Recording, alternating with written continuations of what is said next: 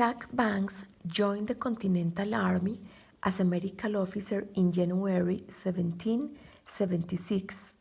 He took part in battles near Boston, then traveled to New York City with his company. That spring, British troops gathered on Long Island for an attack on New York City. Banks, like others in his company, waited anxiously for a signal for the fighting to begin.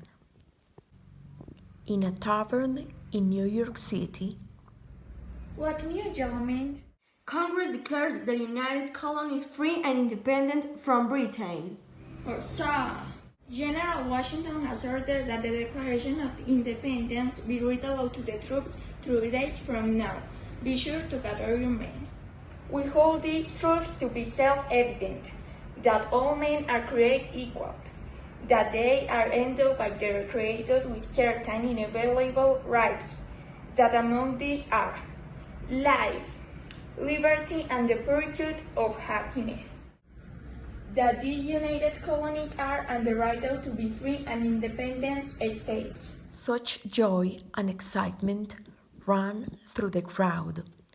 Our fight for freedom had officially begun. Hip, hip, hurrah! Hip, hip, hurrah! Hip, hip, hurrah! Later that evening, independence fever spread throughout New York.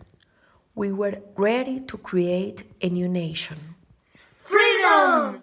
Down with the king! Hurrah! Did you see the crowd topple King George's statue last night? Yes, General Washington ordered it to be melted down and made into ammunition for guns. Perhaps those bullets will make an impression on some of King George's redcoats.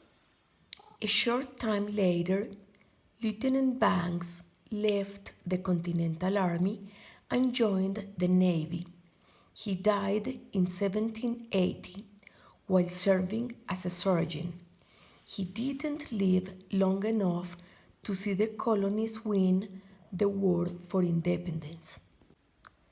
Redcoats. American colonists called British soldiers redcoats because they wore bright red coats and white breeches, short pants. General Washington and his officers wore deep blue coats and buff-colored breeches.